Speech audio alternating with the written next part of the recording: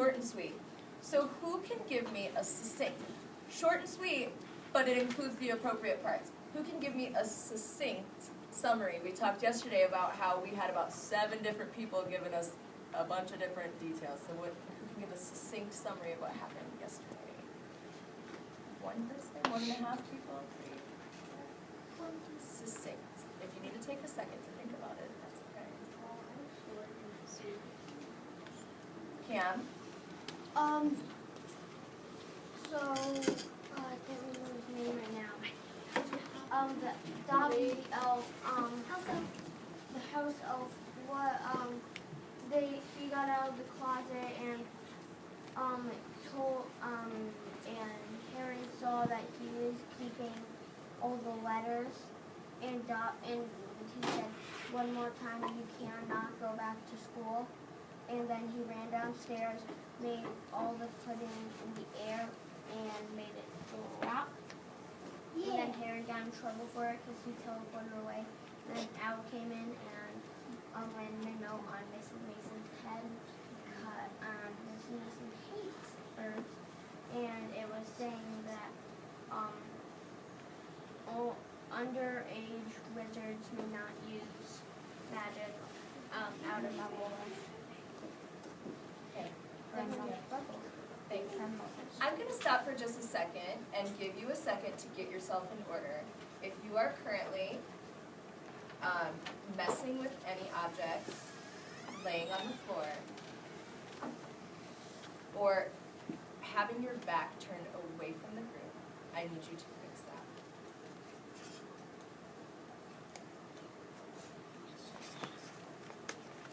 Cam, thanks for your succinct summary. So remember, it includes just the most important parts that someone would need to know in order to understand the gist of what was going on.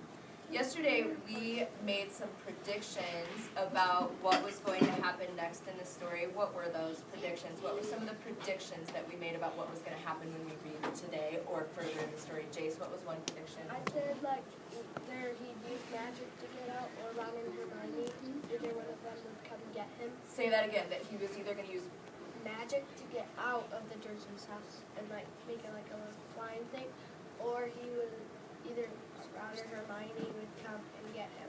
Okay, and Jack? That what? Harry got locked in his room. Oh, from before that Harry got locked in his room, yeah. So, as far as what's going to happen next, Jace, but yesterday we said that we thought he was going to use magic. We said we thought that Ron and Hermione were going to show up. And we said one more thing about the Ministry of Magic had blamed Harry. We said one more thing about that whole thing. Lane? We said if he got if he would go to the news, he would tell the ministry that it wasn't him, it was the house elf that came to his house. Or I have an Okay. Lainey? He went up on the outside. Right. But we also said that we thought that at some point Harry would stick up for himself and say, I didn't do it, right? So we had someone make that prediction of Harry's going to say he didn't do it. So I'm once again going to give you a chance before I start reading to get yourself to following our carpet expectations. That means you are not laying on the floor. That means if you have a book, it is the book that we are reading. You should not have any other materials. I know we have our pajama day with our stuffed animals, but other than that, you shouldn't. So as I'm reading today, I want you to be thinking about those predictions that we made yesterday. And if we hit a part in the story today where we learn, where our prediction is answered. Now remember, sometimes our predictions are answered correctly, right? And as readers, we are understanding enough what we're reading to say, oh, I made that prediction and I just read that it was correct. But readers also are able to comprehend what they're reading enough to know that you make a prediction and it's wrong, that you can then understand that it was wrong and fix your thinking before moving on. It's a very natural process for readers, when you're into a book making predictions and then checking them and changing them is a very natural process, but we're kind of chunking it out today. So I just want you to quietly raise your hand if you hear a prediction that gets answered in today's reading. Okay? Ms. Coughlin, we're on 3 days later. We're on page 22, 3 days later, for those of you that are reading along. Hands down, because we got to get moving.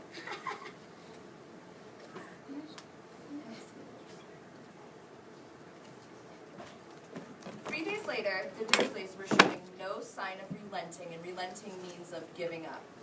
And Harry couldn't see any way out of his situation.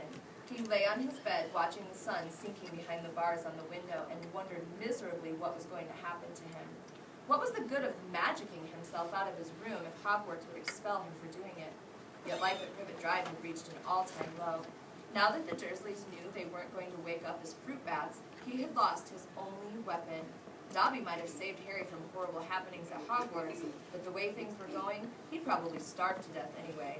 The cat flap rattled, and Aunt Petunia's hand appeared, pushing a bowl of canned soup into the room. Remember, Uncle Vernon had locked him in his room and put a cat flap. That's like, if you think of like a dog flap or a cat flap where the animal can walk through the door, the little flap, that's what they're talking about. The cat flap rattled, and Aunt Petunia's hand appeared, pushing a bowl of canned soup into the room. Harry, whose insides were aching with hunger, jumped off his bed and seized it. The soup was stone cold, but he drank half of it in one gulp. Then he crossed the room to Hedwig's cage and tipped the soggy vegetables at the bottom of the bowl into her empty food tray. She ruffled her feathers and gave him a look of deep disgust. "It's no good turning your beak up at it. That's all we've got," said Harry grimly. And grimly is kind of like hopeless. It's like, this is all we've got, right? And he says it kind of maybe like a sad, hopeless tone. He put the empty bowl back on the floor next to the cat flap and lay back down on the bed, somehow even hungrier than he had been before the soup. Supposing he was still alive in another 4 weeks, what would happen if he didn't turn up at Hogwarts? Would someone be sent to see why he hadn't come back? Would they be able to make the Dursleys let him go? The room was growing dark. Exhausted, stomach grumbling, mind spinning over the same unanswerable questions, Harry fell into an uneasy sleep. He dreamed that he was on show in a zoo with a card reading "Underage Wizard" attached to his cage. People goggled through the bars at him as he lay, starving and weak on a bed of straw. He saw Dobby's face in the crowd and shouted out, asking for help. But Dobby called, "Harry Potter is safe there, sir," and vanished. Then the Dursleys appeared, and Dudley rattled the bars of the cage, laughing at him. "Stop it," Harry muttered as the rattling pounded in his sore head. "Leave me alone. Cut it out. I'm trying to sleep." He opened his eyes. Moonlight was shining through the bars on the window, and someone was goggling through the bars at him. So this is a really natural place that a reader would start automatically in their head making predictions as they're reading about who those eyes are, whose eyes those are looking at him. And so it says, and someone was goggling through the bars at him. As a reader, I can think to myself, I know that this happened before, and it was Dobby when someone was looking through the bushes, and it was Dobby looking at him, so I might be predicting that it was Dobby. I also know that we made a prediction that Ron and Hermione were going to show up, so maybe it could be one of them. And so I'm going to continue reading. To check to see if my predictions are correct, and then I'm going to either confirm my thinking or change it as I continue. And someone was goggling through the bars at him. A freckle face, so my predictions are starting to go, oh, red-haired, and my mind is going, it's Ron. It's not Dobby. It's not Dudley who had done that to him. It's not Hermione. It's Ron. And so instantly, right there, if I had said it was Dobby, in my head, it's quick. I was wrong. I know it's Ron now. So I have to be paying attention and really understanding what I'm reading in order to be able to do that. So, and someone was goggling through the bars at him. A freckle-faced, red-haired, long-nosed someone. Ron Weasley was outside Harry's window, so our prediction was correct. As I continue reading, I want you to pay attention and lock in your head anytime that you had that natural kind of prediction that was happening, and see if you can share that. Remember, you're raising your hands if any of our predictions are confirmed, or we realize that any of our predictions were wrong from yesterday. This is chapter 3, and it's called The Burrow. Ron, and this is the picture that's on chapter 3. And if you can't see it very well, it's a picture of a car. "Ron!" breathed Harry, creeping out the window and pushing it up so they could talk through the bars.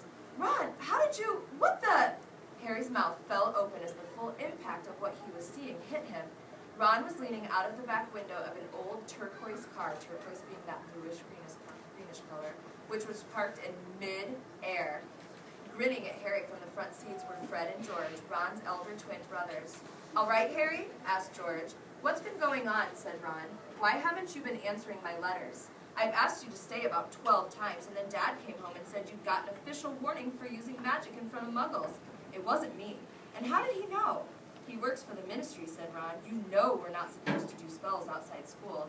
You should talk, said Harry, staring at the floating car. Oh, this doesn't count, said Ron. We're only borrowing this. It's Dad's. We didn't enchant it. But doing magic in front of those muggles you live with, I told you, I didn't. But it'll take too long to explain now. Look, can you tell them at Hogwarts that the Dursleys have locked me up and won't let me come back? And obviously, I can't magic myself out, because the ministry will think that that's the second spell I've done in 3 days. So, is anybody having some predictions here that we, not making predictions, but are we confirming or any predictions that we made? What predictions did we make about him using magic to get out, or telling the ministry that he didn't do it, or saying that he didn't do it? Drew? He is not doing magic, technically. Because Ron's dad is doing it. Yeah. And another thing, when he was talking to his owl about how they don't have much food, can't he just use a spell to make food? No. If he was allowed to use magic, right? So this is around Muggles, but he's not a Muggle can see or anything. That's another good question. So they keep saying around Muggles. Have they said in the Muggle world? No. So if Muggles aren't around, that's a really good question. That's Then what Ron probably can use it because he's not around Muggles. that's true. That could be. But they're still kind of following that rule, right? Of you can't use magic, and so they're saying, well, we're kind of underage. That's right. Underage wizards. That's right. And so, Fred and George can with him. well, what's underage? Underage. Underage. Is like first. No, but I mean, like, would we say under 18 for underage? Do you think it's probably the same? Okay. But we also, is Harry starting to speak up? Because last time, he didn't even try to defend himself when he got that letter from the ministry. Did he say, I didn't do it, when we read last time? No. And this time, what is he doing when Ron's kind of calling him? I didn't do it. Yeah, he's standing up and saying, I didn't do it. He's not defending himself to the ministry, but we still kind of made that prediction that he would eventually speak up and say that he didn't do it. Addie? He kind of can. He kind of talk like that. He couldn't. Yeah. He couldn't do magic because he doesn't have his wand because Uncle Vernon locked it up.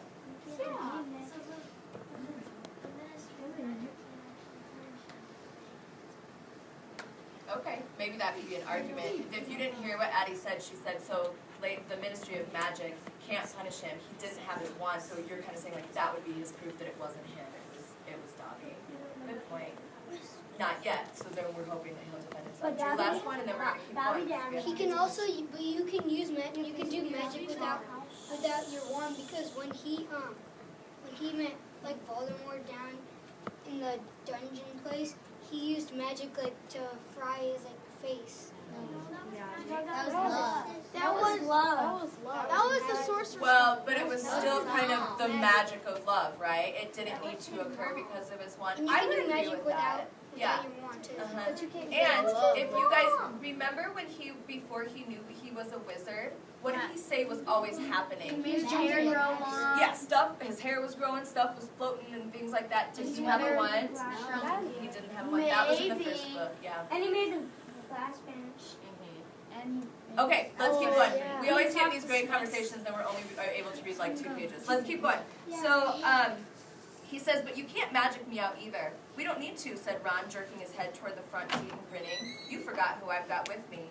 Tie that around the bars, said Fred, giving the end of a rope to Harry. If the Dursleys wake up, I'm dead, said Harry as he tied the rope tightly around a bar, and Fred revved up the car and revved up. Why are you taking a video? Don't worry, said Fred, and stand back. Harry moved back into the shadows next to Hedwig, who seemed to have realized how important this was, and kept still and silent. The car revved louder and louder, and suddenly, with a crunching noise, the bars were pulled clean out of the window as Fred drove straight up in the air. Harry ran back to the window to see the bars dangling a few feet above the ground. Panting, Ron hoisted them up into the car, lifted them up into the car as hoisted. Harry listened anxiously, but there was no sound from the Dursleys' bedroom. When the bars were safely in the back seat with Ron, Fred reversed as closely as possible to Harry's window. Get in, Ron said. But all my Hogwarts stuff, my wand, my broomstick. Where is it? Locked in the cupboard under the stairs, and I can't get out of this room. No problem, said George from the front passenger seat. Out of the way, Harry. Fred and George climbed cat-like through the window into Harry's room. You had to hand it to them, thought Harry, as George took an ordinary hairpin from his pocket and started to pick the lock. A lot of wizards think it's a waste of time knowing this sort of muggle trick, said Fred, but we feel their skills worth learning, even if they are a bit slow. There was a small click and the door swung open. So, we'll get your trunk. You grab anything you need from your room and hand it out to Ron, whispered George. Watch out for the bottom stair. It creaks, Harry whispered. Harry whispered back as the twins disappeared onto the dark landing. Harry dashed around his room, collecting his things and passing them out of the window to Ron. Then he went up to help Fred and George have his trunk up the stairs. Heave his trunk up the stairs. Harry heard Uncle Vernon cough. At last, panting, they reached the landing, then carried the trunk from Harry's room to the open window. Fred climbed back into the car to pull with Ron, and Harry and George pushed from the bedroom side. Inch by inch, the trunk slid through the window. Uncle Vernon coughed again. I want you to quickly turn to someone close to you and make a prediction about what you think is going to happen. Can I wake up? Wake up. I feel like I've read the book, so nothing to say anything. I've read all the books since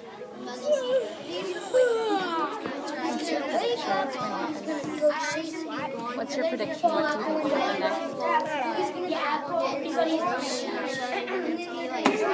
All right, ready to share your prediction? 5, 4, voices up, 3, attention back on me in 2, and Uno. 1. Olivia, what prediction did you and your partner make? So a reminder, the very last sentence I read was Uncle Vernon coughed again. What are you saying?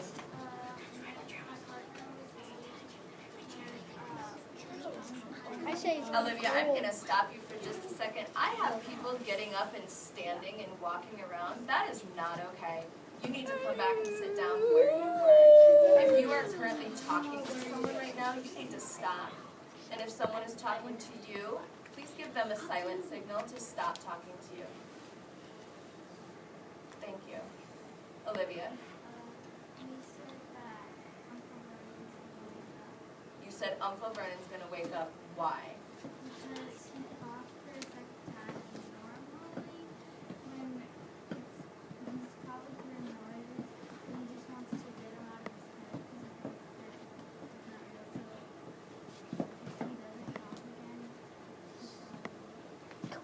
Okay, and we've talked about how you can use evidence either straight from the text or sometimes you can use your background knowledge of books or TV shows or things that have happened in the past.